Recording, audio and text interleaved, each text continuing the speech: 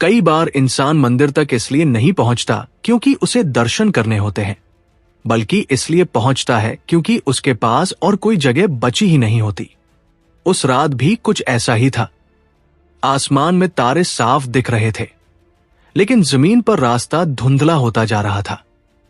पहाड़ की चढ़ाई दिन में लोगों से भरी रहती है, शोर, दुकानें, हंसी, बातें। मगर जैसे ही रात उतरती है, वही रास्ता एकदम अलग हो जाता है। हर कदम पर इंसान को अपना वजन महसूस होता है, सिर्फ शरीर का नहीं, मन का भी। उस आदमी को भी हर कदम पर यही लग रहा था कि वो सिर्फ पहाड़ नहीं चढ़ रहा, बल्कि अपनी पूरी जिंदगी को घसीटता हुआ ऊपर ले जा रहा है। उसने घर से निकलते वक्त किसी को कुछ नहीं बताया था, बस इतना कहा था कि थोड़ा देर हो जाएगी। सच ये था कि वो खुद भी नहीं जानता था कि लौट पाएगा या नहीं। पिछले कई महीनों से हालात ऐसे बन चुके थे कि हर सुबह उठना भारी लगने लगा था। बीमारी घर में थी, पैसे की तंगी अलग, और मन में लगातार बैठा हुआ डर। ऐसा डर जो दिखता नहीं, पर हर फैसले को जकड़ लेता है। डॉक्टर ने कहा था कि सब ठीक हो जाएगा, रिश्तेदारों ने कहा था कि सब्र रखो, लेकिन अंदर कहीं कुछ था जो मान ही नहीं रहा था। उसी अंदर की बेचैनी ने उसे यहां तक खींच लाया था। चढ़ाई शुरू हुई तो सब सामान्य लगा।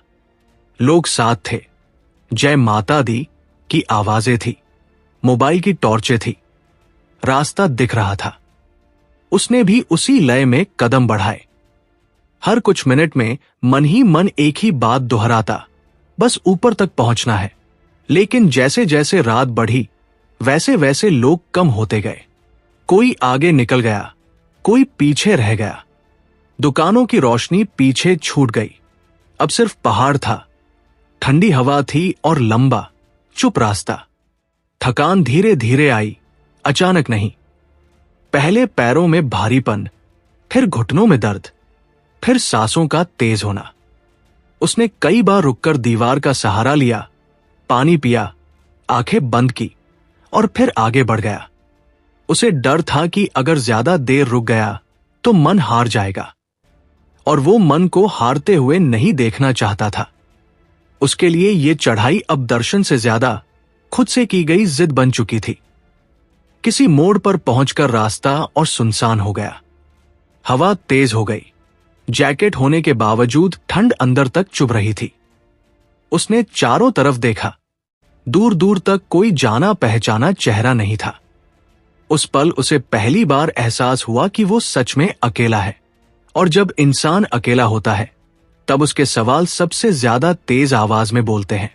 क्या सच में यहां आना जरूरी था? क्या मां सुनती भी है? क्या ये सब बस लोगों की बातें हैं? वो चलते चलते अचानक रुक गया। पैरों ने जैसे एक साथ जवाब दे दिया। उसने कोशिश की आगे बढ़ने की, लेकिन शरीर ने मना कर दिया। दिल जोर जोर से धड़क रहा था। सांसें बिखर गई थी। वो पास पड़े पत्थर पर बैठ गया, सिर झुका लिया। उस वक्त उसके पास कोई सुंदर प्रार्थना नहीं थी, कोई शब्द नहीं थे, बस एक थकी हुई स्वीकारोक्ति थी। मैं अब नहीं चल पा रहा। कई मिनट ऐसे ही निकल गए, शायद ज्यादा, शायद कम। समय का अंदाजा नहीं था। हवा की आवाज, कहीं दूर से आती जय माता दी की धीमी पुकार और दिल की धड़कन, बस यही सब सुनाई दे रहा था। उसने आंखें बंद की और मन ही मन बोला कि अगर सच में बुलाया है तो अब संकेत दे दो। अब और ताकत नहीं बची है। तभी उसे लगा जैसे किसी ने हल्के से उसके कंधे को छुआ हो। कोई झटका नहीं, कोई डर नहीं, बस एक ऐसा स्पर्श जैसे कोई अपना हो। उसने आंखें खोली। सामने एक आदमी खड़ा था। उम्र का अंदाजा लगाना मुश्किल था। कपड़े साधारण, चेहरा साधारण, लेकिन उसकी आंखों में एक अजीब सी ठहराव था, जैसे उसे जल्दी कहीं नहीं थी। उसने कुछ पूछा नहीं, बस इतना कहा कि यहां बैठोगे तो ठंड और बढ़ जाएगी। चलो थोड़ा आगे चलते हैं। उस आवाज में न सहानुभूति दिखाने की कोशिश थी, न उपदेश, बस एक सीधी बात थी, जैसे रास्ता पता हो। उसने सहारा लिया, उठते वक्त पैरों ने फिर से कांपना चाहा, लेकिन उस आदमी का हाथ मजबूत था।